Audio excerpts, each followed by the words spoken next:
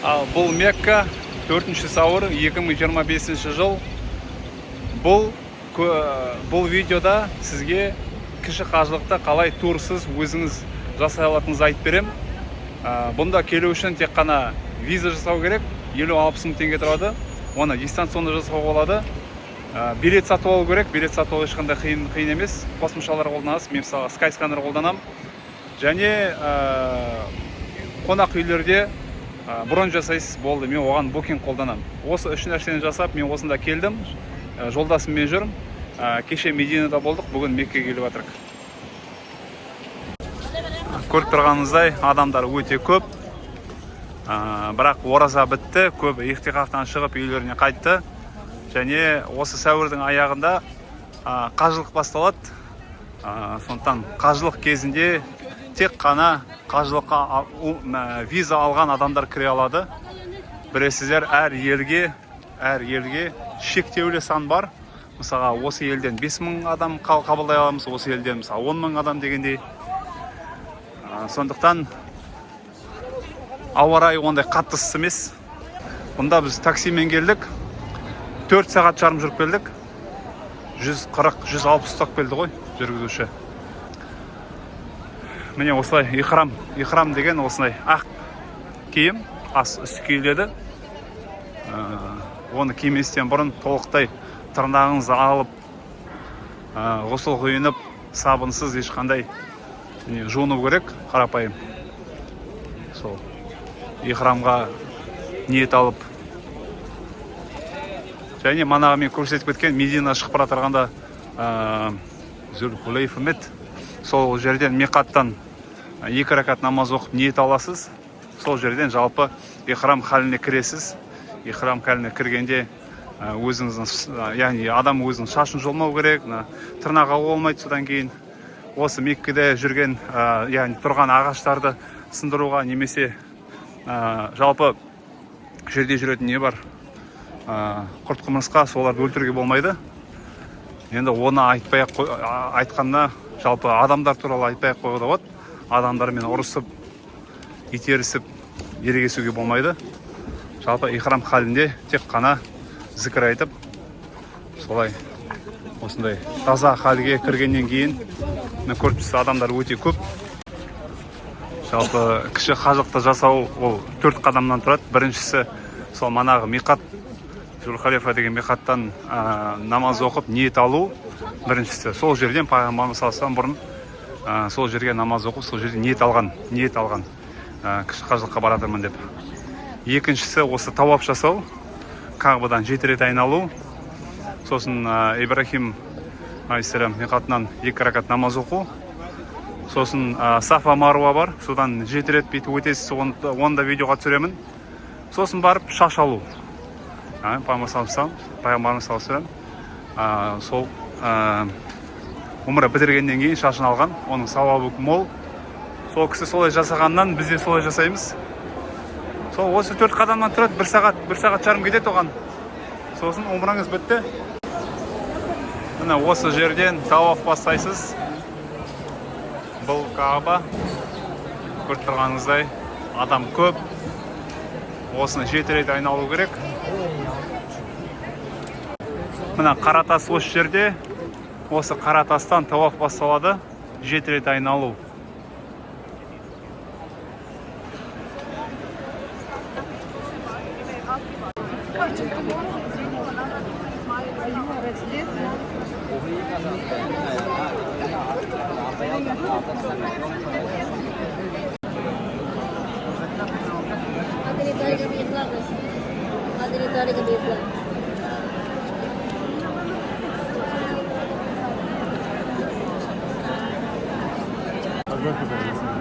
Бұлай әрине қауіпті ситуация создавать етіп керек емес. Көрсі охрана сол үшін тұр ана жерде. Бұлай спокойно жүру керек қой. Орын бар жерде. Кейбір адамдар ренжейді, сондықтан осы Меккеге келгенде жалпы сабырлы болу керек, сабырлық таныту керек.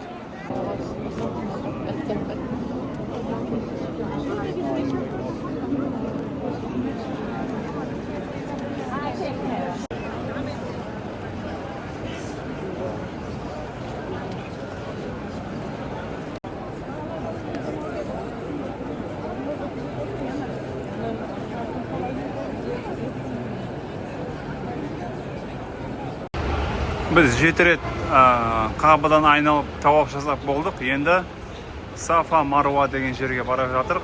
Сіздерге тарихы қызық болса, өзіңіз жазып қарап алсаңыз болады.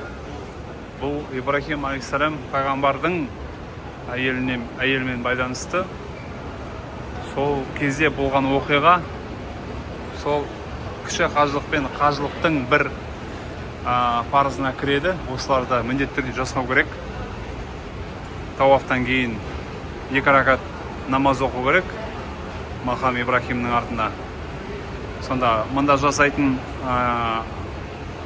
қызметкерлер көрсетеді қай жерде намаз жасау керек екен тауафтан кейін. Сосын намаз жасап болғаннан кейін зәм-зәм ішіп, осылай эскалатормен шығып,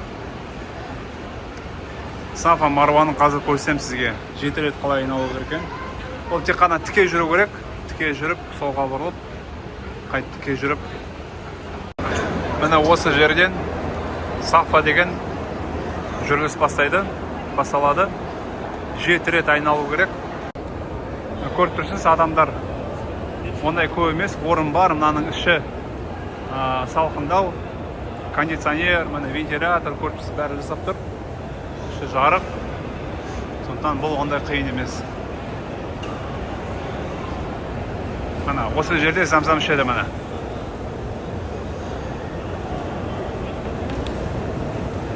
Ұзақ көп жүргеннен кейін осылай сергіп алуға болады. Осы жерде Құран оқуға болады. Кітаптар көп. Бар. Осы жерде бұлай құрма беру мүмкін, печенье беру мүмкін. Міне қабілеттері шектелген азаматтарға осылай инвалидный коляскамен өздері қызметкерлер істеп береді. Біз болсақ осылай жаяу жүреміз. Бұл жер енді кішкене жеңілдірек. Кабадан айналу кішкене қиынырақ болса, себебі ол жерде қара тас бар. Қара тасқа бәрі жақындағысы келеді. Міне Сафа деген тау осы жерде тұр. Көз көрмейтін болар. Раньше можно было вот так подойти, посмотреть. Төменнен қарауға болады. Содан осылай 7 рет айналасыз. Барлық ыңғайлы жағдайлары жасап қойған. Жасыл жанып тұрған жерден сәл жүгіріп өту керек. Көрші адамдар кішкене сәл жүгіріп өтіп жатыр. Міне осылай шай қойып береді. Осылай шаршап қалсаңыз құрма береді. Күшті, керемет. Ve sen zatında teksin. Vaat ettiğini yerine getiren, kuluna yardım eden, hak düşmanlarını mağlup eden sensin. Türktер осылай любой жерде. Жасыл басталғанда кішкене жүгіру керек. Әне ақсақалдар ялла дейді кетті.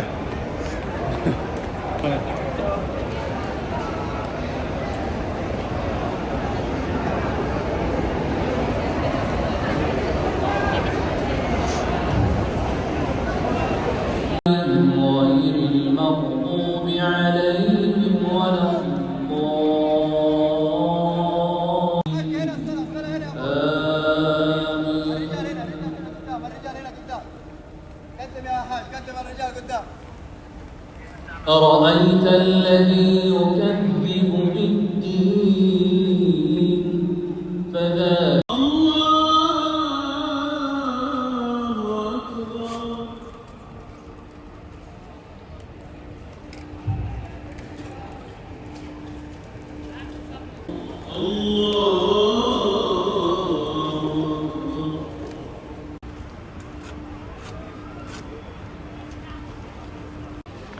Бізде Ошана Сафа Маруа бітті, 7 рет өттік.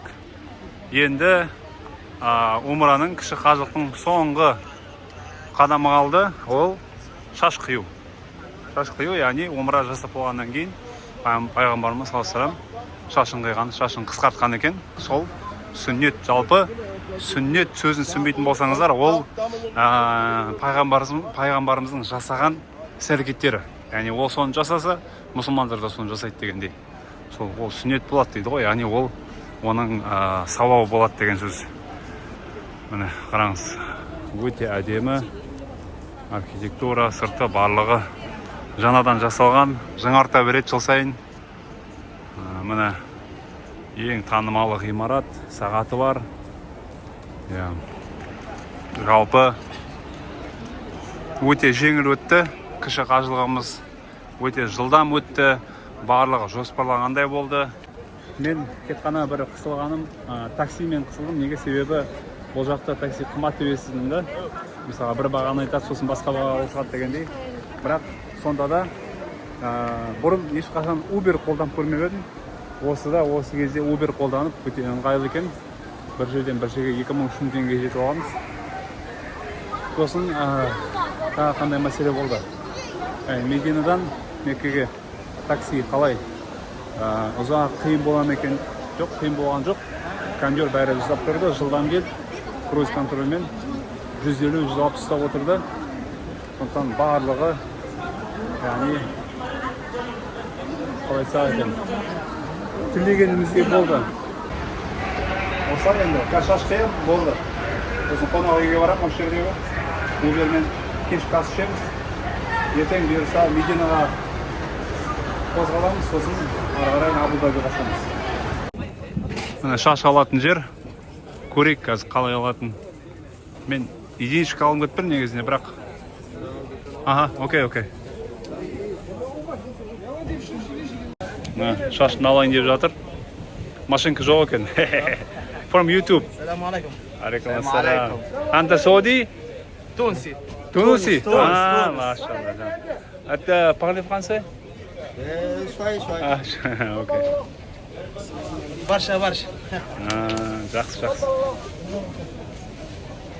Бұлар толық алмайды екен, толық. Бұлар ақысыз алып береді, шеттерін тек қана болды.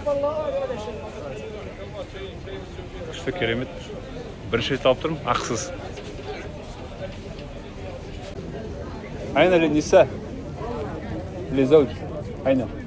نساء من هون عن اليمين تنزل تحت. تحت. من اليمين تحت على اليسار. اوكي. عندك يمين في شمال. فهمت. سلو؟ مور. كثير.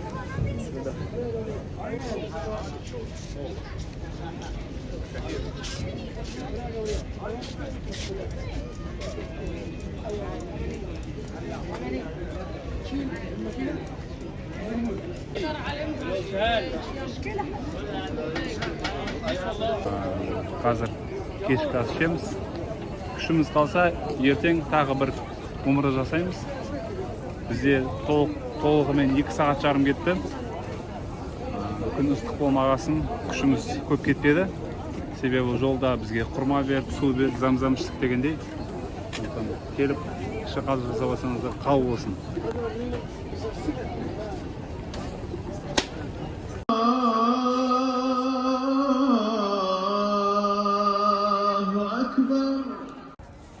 حي على الصلاة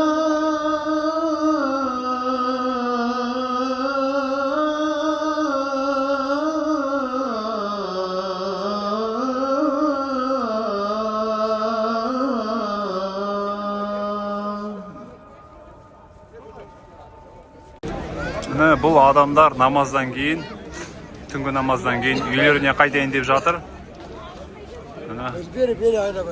Ана жерде автобустар жүреді. Әне қызыл. Бірақ біз қазір осы үлкен ғимараттың алдына бара жатырмыз. Бұның барлығы осы Аль-Харам мешітінен шыққан адамдар. Сіздерге тағы бір лайфхак берейін. Мысалы, маған Wi-Fi керек болды. Мен жолда келатырдым. И кез келген гостиницаға кіріп, мысалы Меккеде, Мединада осындай скан тұрады. Мынандай сканер өтесіз, Wi-Fi-ға кіресіз, болды. Көп жерде ашық солай. Кейбір жерлерде әрине сізден сұрайды, мысалға номеріңіз қандай, қай бөлмеде тоқтадыңыз деп, бірақ көп жерлерде сұрамайды. Сондықтан мен қазір Wi-Fi қолданып, мысалы осы жерден такси шақырып, өзімнің қонақ үйіме барып жатырмын. Осы жерде отыра берсеңіз, сізге ешкім ештеме демейді. Нағып отырсың, кім керек дегендей. Нағыз келіп сұрап жатса, айтасыз, мен мысалға гостиница іздеп отырмын деп. Немесе басқа да бір сылтау айтып жіберсеңіз болады.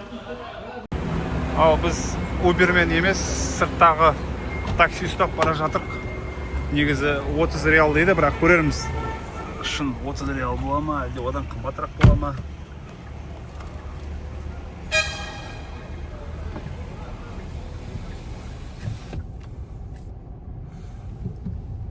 Al-Aziziyya. تعرف؟ أنت باكستاني؟ Bangladesh. Окей. Бұл біздің Меккедегі қонақ үйіміз, әлі Яқин деп аталады. Таксиді әрең таптық. Аннан зеп, мұнан зеп. Сырттан ұстадым. 30 реалға әкеліп тастады Әл-Харамнан. Жақсы жігіт екен. Бұл қонақ үй бізге бір түнге 54 реалға шықты. Қателеспесем, тамақ іштеме кірмейді ішіне. Көрейік қазір.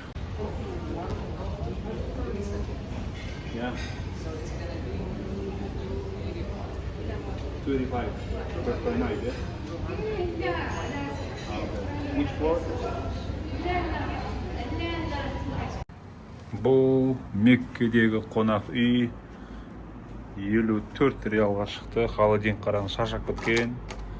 Кондер ұрып тұр енді, бір жақсы. Айнаны біреу баспен сындырған ба. Так, душ бар, туалет бар. Аман есеміз. Шо? Телевизор бар. Өмір тәтті.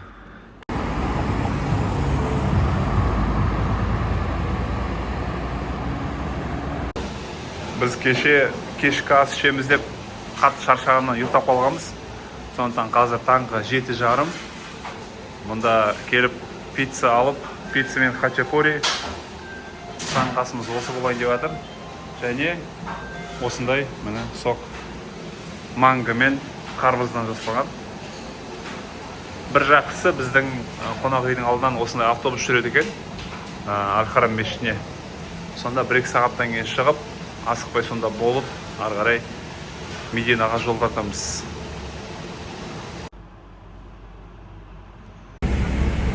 Меккедегі қонақ үйден жаңа шықтық. Осы қонақ үйдің қасынан автобус жүреді екен. Өте тиімді. Қазір шамамен 5 минутте жетіп қаламыз. Осы жерде қазір кітапхана, бірақ осы үйде пайғамбарымыз саллаллаху дүниеге келген. Қазір қарапайым кітапхана болып тұр. Міне, осы жерде Каба, осы жерде дүниеге келген пайғамбарымыз саллаллаху. Осы жерде ойнап өскен, бала шағын осы жерде өткізген. Қой баққан жасөспірім, яғни ер жігіт болғанда қой баққан, саудаға шыққан, саудагер болып пайғамбарлық қылған білесіз. 40 жасында келді. 40 жасынан сәл-пәл бір қателеспесем, мұнда 4-5 жыл өмір сүріп, максимум 10 жыл, содан осыдан Меккеден қуылады. Оны өлтіргісі келеді, үйіне келіп, бірақ түнде оны ескертіп, періште ескертеді, я. Сол оянып, үйінен шығып кетеді Меккеге. Жол салып, сол жаққа кетеді. Мединаға яғни. Осылай салқында өсерек ететін зәмзәм суын құйып алып, жүре беруге болады.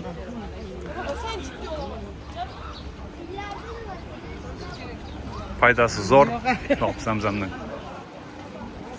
Осындай жерде ыстық, бүгін ыстықтау енді.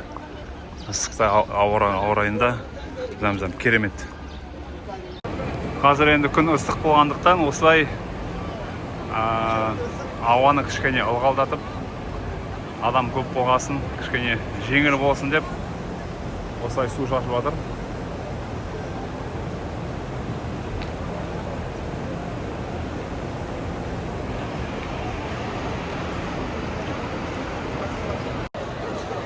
Бұл ішкі көрінісі.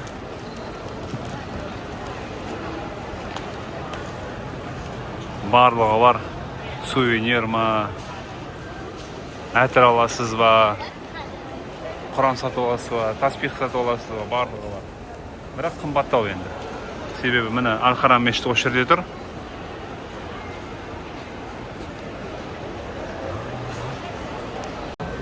Мына Клок Тауэрда башня.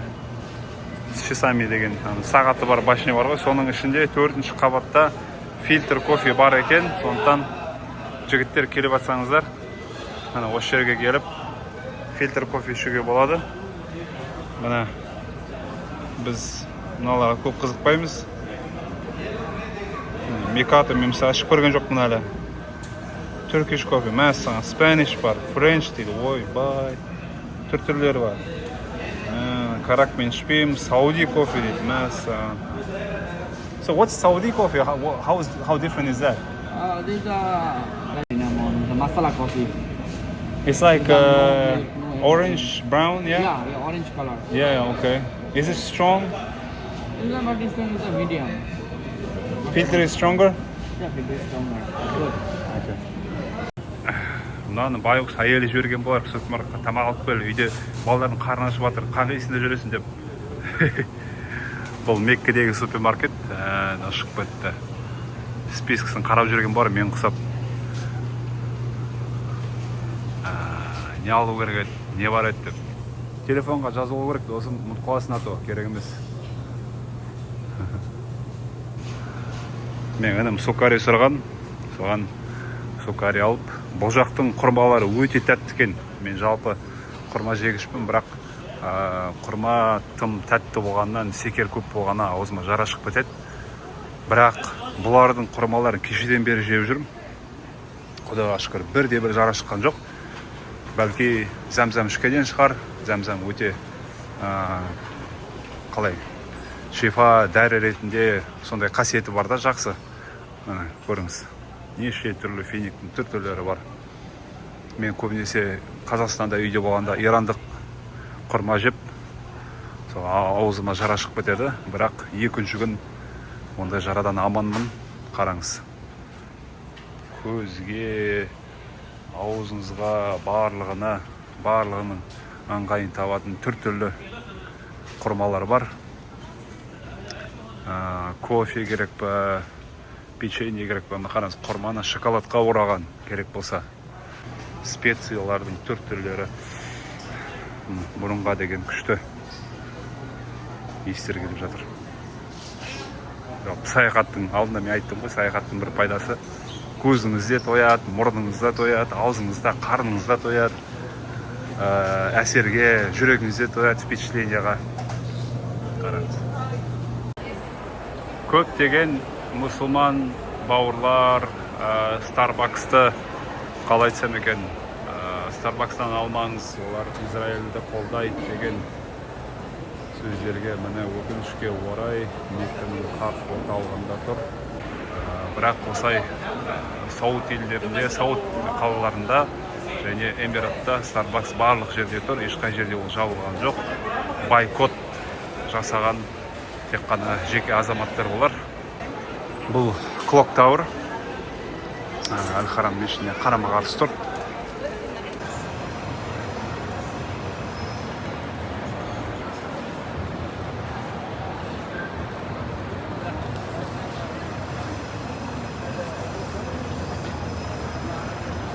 Бұл міне Аль-Харам мешіті.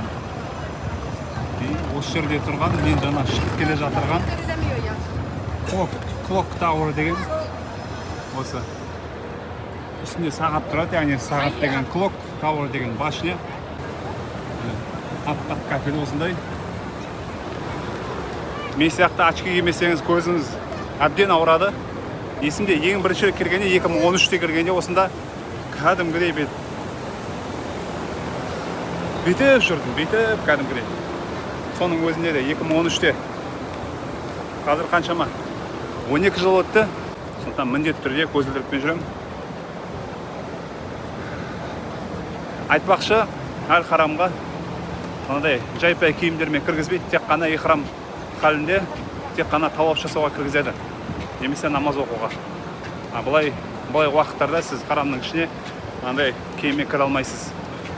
Байқатпай кіріп кетсеңіз, бет тығылып, сіз ұстап алса штраф береді. Сондықтан сақ болыңыздар.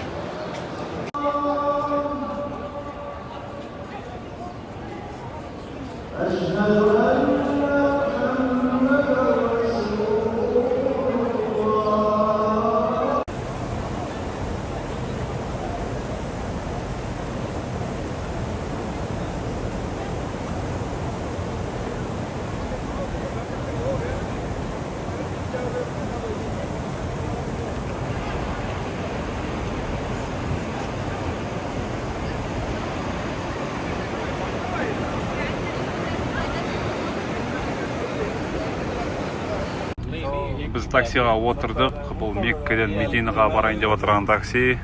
Алда неше адам бар? 1, 2, 3, 4, 5. Қасымда 2 адам бар. Мына жерде осы таксимен әр кісі басына 60 реалдан общий 120 реал шықты. Реал сәбі? Кілең пакистанецтер.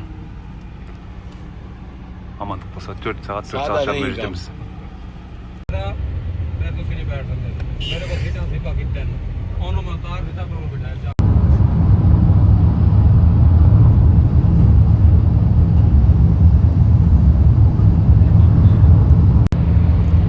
Жол жүргенімізбе шамамен 2 сағаттан асты. Анда 11 пакистанец отыр ғой. 1, 2, 4, 7, 9, 10 пакистанец отыр ғой. Біреу конкретно осырып отыр ғой. Біреу жіберіп отыр шыбыр. Жолдасым әрең отыр. Артта отырған жолдасым емес, артта отырған бейтаныс адам. Қасымдағы жолдасым әрең отыр. Шыдап. Бізде опыт болғасын тек шыдап отыр. Біреу жіберіп жатыр, аямай тек. Жарты сағаттай болды. Бірін артынан бірін атып жатыр конкрет. Осы адамдар қасымда. Чипсы бірдеме, керешкін бірдеме жеп отыр. Кәмір осылар ғой. Алдамда жігіттер отыр. Олар салиқалы, тақуа жігіттер сияқты. Бірақ сонда да алда тағы бір кісі бар. Бізді аямай тұрады. Кім осырған айтындар? Бет қайда? Біз тоқтап атырық. Шәй-пәй анау-мынау ішуге. Мединаға 200 шақырымдай қалды, 220. Мен сіздерге саудтардың бір менюсын көрсетейін. Сауд Арабиясында жалпы осылай қоқысқа деген осылай немқұрайлы қарайды. Шыққан бойда осы жерден мініміз шәй ішіп немесе темекі тартып тұрған жерден, сол тұрған жерден лақтырады ғой, қараңызшы. Тұрған жерден. Хотя міне жәшік осы жерде тұр. 1, 2. Соған қарамастан осындай күшті әдемі жерді қараңызшы. Жел, күшті ауа райы, демалуға, көз демалуға жақсы жерде, бірақ қоқыстарды көріп, кішкене адамның көңілі түседі. Біз бұндай тазалыққа үйреніп қалғанбыз ғой. Жалпы салыстырып қалайтын болсақ, біздің Орал, Алматы болсын, Астана болсын, әжептәуір кішкене тазалау ғой, мынаған қарағанда. Көп жерлерде тіпті Мединаның айналасы, Мекканың айналасы осылай қоқысқа толы болады. Тек қана осы Индиядан, Пакистаннан кірген эмигранттар емес, олар да ластайды негізінде, бірақ саудтардың өздері солай. Шыққан бойда тек қолынан түсіре салады да кете береді ары қарай. Бағарасаңыз әдемі жер, намаз оқып алып, таза ауада, ашық аспанның астында демалып жатып. Мединаға 200 шақырымдай қалды. Міне байқасаңыздар, Меккеде ыссы болады. Мединаға жақындаған сайын ауа райы осылай кішкене салқындап түседі. Сондықтан көп адамдар Мединаны көбірек жақсы көреді. Онда демалуға болады, ауа райы жақсы, шаршатпайды дегендей, кең демаласын. Біз осындай таксимен келатыр. Осы біздің көлігіміз. Жүргізуші пакистандық азамат. Іші енді иіс десең иіс.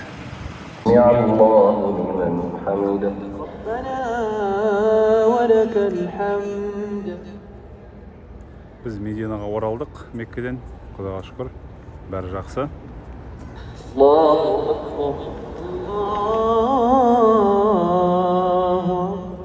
Бұл кешкі намаз, мағриб, 4-шісі.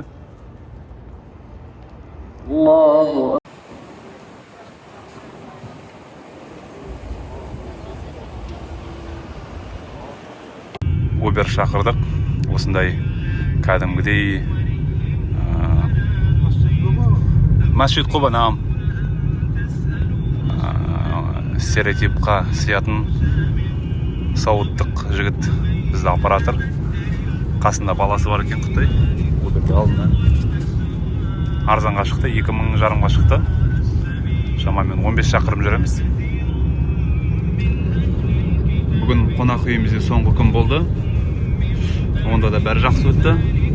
Таңғы ас ештеме жоқ, қасында кафеден тамақ іштік. Қазір Құба мешітіне баратыр. Құба мешіті деген пайғамбарымыздың саллаллаху салған ең бірінші мешіті. Жалпы осы қаладағы ең бірінші мешіт салынған. Сонда жол тарттық.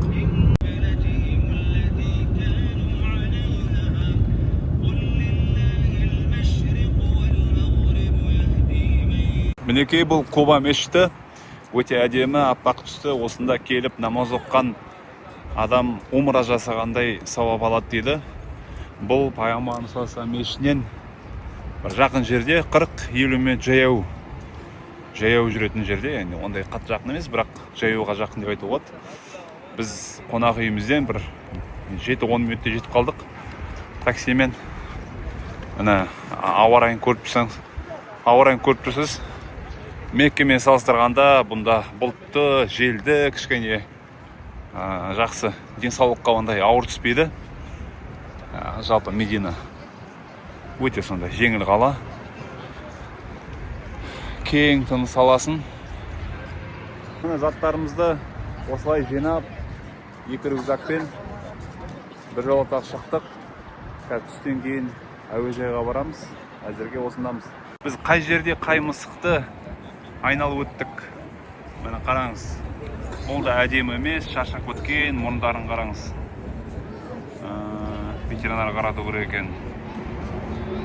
Бір көшеге бір мысық қателеспесем. Көп емес жалпы. Ит мүлдем жоқ, атымен жоқ мұнда ит.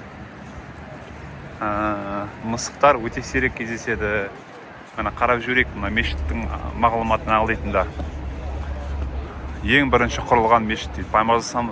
Пайғамбарымыз саллаллаху өзі салған. Хижра, яғни осы жаққа көшіп келгенде бірінші жыл салынған. Бұл Құранда айтылған мешіт дейді. Құранда, яғни бір аят бар осы мешіт туралы. Көптеген хадистер осыдан айтылған дейді осы жерден. Хадис деген жалпы білесіздер, пайғамбарымыздың айтқан сөздері, айтып өткен сөздері. Бұл мешітті бірнеше рет реконструкция жасаған. Себебі қазір үлкен ғой, көріпсіз. Онда үлкен қылып салмады ғой ол кезде. Абдул-Азиз бұнда бір патша болғанда, енді өткен ғасырда ғой. Сол кезде барлығын кеңейткен. Құба мешітінің іші өте әдемі, өте бір әдемі иіс бар. Жалпы бұл елде азаматтар бір-бірін қолын ұстап жүретін кім білді? Бұлдар яғни емес, басқа ориентация жігіттер емес, жалпы арабтар да солай бір-бірін қолын ұстап жүреді. Яғни біз таңғалып күлгенде олар бізге айтады да, сендер қазақтар, қырғыздар құшақтасасыңдар дейді, кәдімгідей төс қағысып. Біз үшін сол қызық дейді да. Біз үшін сол біртүрлі, әртүрлі, яғни күлкілі болып көрінеді дейді да. Яғни бізде, біздің көшелерде қол ұстасып жүрсең, соңғы күнің сол болатын бар деймін да. Олар да жымиып күледі, қарқылдап. Сондықтан қол ұстасып жүрген арабтарды көрсеңіз, дұрыс ойда болыңыз. Оларда жалпы бауырлық, бір-біріне деген не махаббат солай білінеді. Бауырларымыз жүр.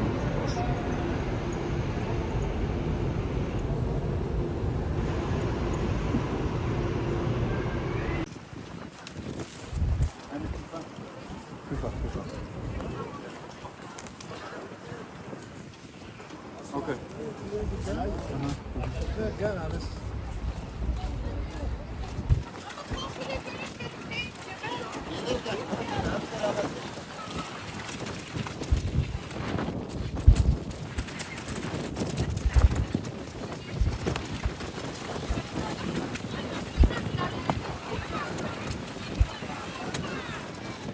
Жалпы осы жаққа келіп жатсаңыздар, иісті сезесіздер. Кіріп келгенде әтірдің иісі шығады. Әрбір мешіттен неше түрлі бір өздерінің мына өзі мешітке арнаған, өзі сондай бір ғимаратқа арнаған өзінің бір әтірі болады. Сосын біліп не сияқты қылып бірдеме жағып отырады әтіру. Соның да иісі бар. Түтіндетіп отырады бүйтіп. Оның да иісі өте әдемі. Құба мешітіндеміз. Ақ түсті, жоғырын қараңыз. Қайсы? Шүкір. Қолыма әтір жақ бітті.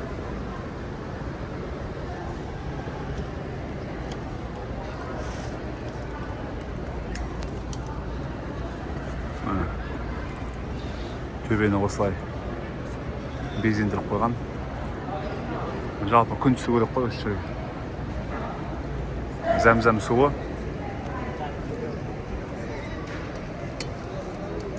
Зәм-зәмді ішіп көрейік. Барлығы дайын тұрады.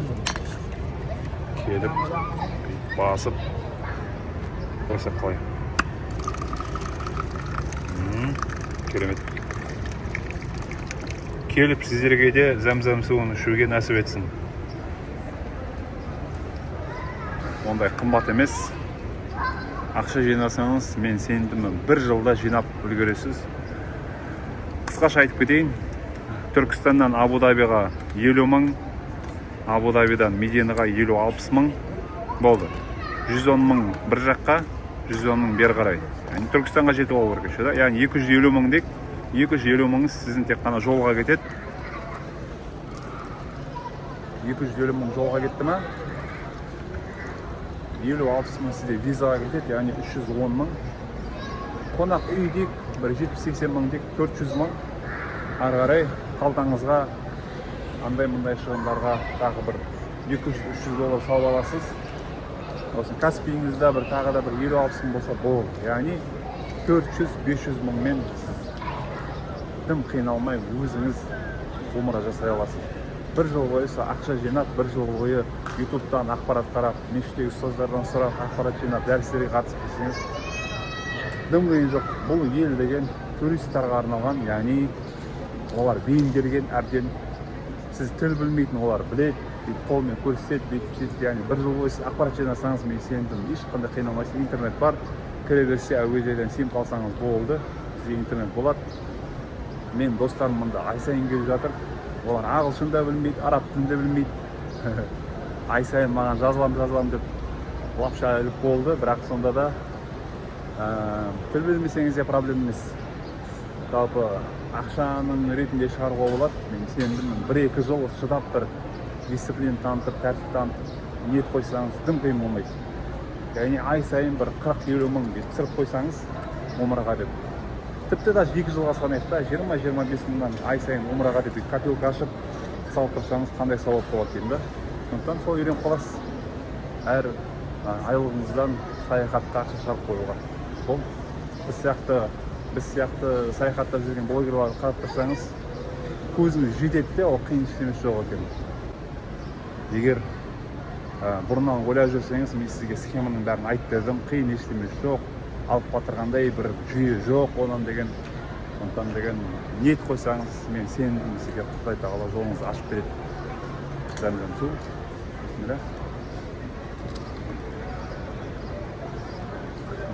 Мен бұл жаққа 21 жасымда келдім. 21 жасымда. Жігітпін ғой, жалғыз.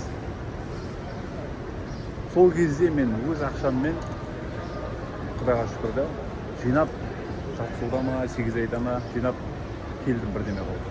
Бірақ турмен келдім ол кезде. Сондықтан сіз жас болсаңыз да, кәрі болсаңыз да, жоғын істеп әрекет етіп келуге болады еді. Бұл жақта миллиондаған адамдар жоқ, қырғыздар, өзбектер, тіпті орыстар, Қытай азаматтары. Жазылып кетіңіз, тіркеліп кетіңіз, комментарий жазыңыз, бөлісіңіз. Сондықтан бұл блогта, бұл каналда тек қана саяхат туралы мен 47 елде болдым. Мен арманым, мақсатым, яғни барлық 195 мемлекетте болып келу. Сол әр ел туралы осылай блог тұру, сіздерге көрсетіп, қалай екен, шетелде қалай екен, тілмен қалай екен, қонақ үйлер, әуежайлар, билеттер деген сияқты соның барлығын мен өзім қалай көремін, мұнда осылай солай көрсетемін. Сау саламат болыңыздар. Салам.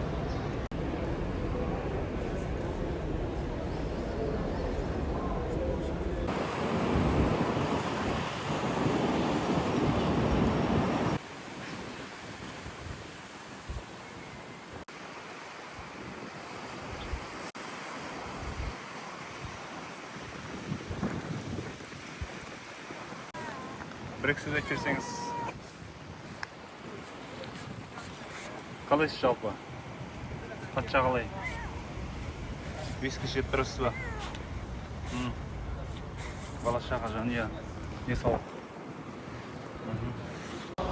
Бұл біздің өзбек бауырларымыздың ресторанындағы түскі ас. Қазір сағат 12 болып қалды, я.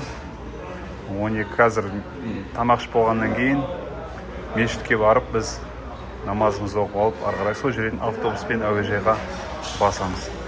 Ас болсын. Осындай шай, мятамен, палау, ачучук, шорпа дегендей. Қымбат емес. Пайғамбар саллаллаху мешітінің жанында тұр. Өзбек ресторан деп теріп қарасаңыз, Google Maps'tan шығып береді.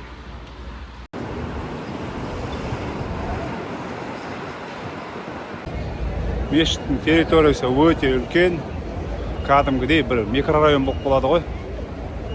Шетіне жету деген өте қиын. Өте қызық дизайн. Негізінде бұл тек қана еврейлердікі деп ойлап жүрсем, осында да бар екен. Бұл төбеге шығаратын жол. Төбеге, ешқашан төбеге шығып көрмеппін. Әлде ұмытып қалғаным ба? Саған. Алейкумассалам. Міне. Мешіт жоғарыдан осындай. Осы жерлер барлығы әдемі болып тұр менің көзіме. Ал егер сіз болмасаңыз, мен бұнда болмаған сияқтымын. Немесе болдым, бірақ ұмытып қалдым. Пайғамбар саллаллаху мешіттің төбесі бұл. Болдым, я. Бірақ ұмытып қалғам. 10 жыл бұрын болдым ғой мұнда. Қалайсың? Төбе. Осылай манағыдай, Құба мешітіндегідей жоғарыға осылай күннен қорғап. Бірақ мұнда кішкене тымырсықтау екен. Мен үшін жалпы төменде не жақсы. Кондер жасайды. Қараңыз, вентиляция десеңіз, вентиляцияның көкесі болып тұр ғой. Вентиляция. Толықтай жұмысын ақтап тұр. Атқарып тұр. Біз төменге кеттік. Бұнда жалпы есіктер көп мешітке кіруге.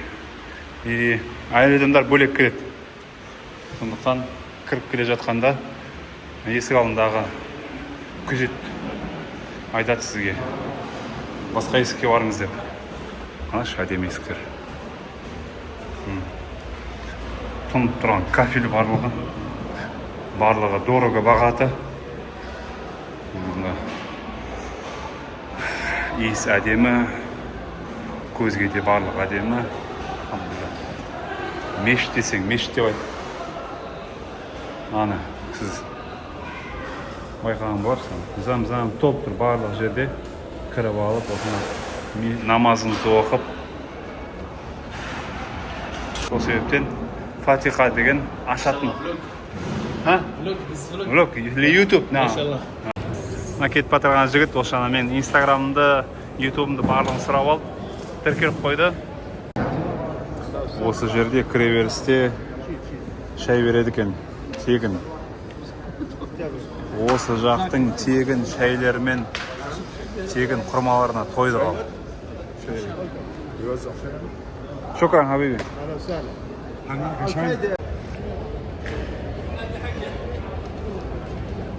Өте қонақжай, қажыларға бейімделген күшті жер.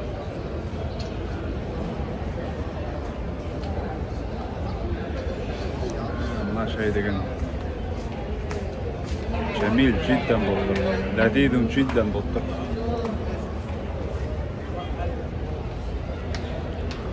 Bölük.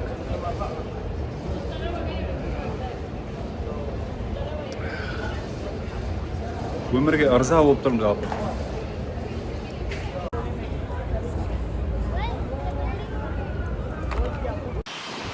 Біз міне такси шақырып, Мединадан автобус таба алмай, Uberмен такси шақырып 5000 теңгеге шықты.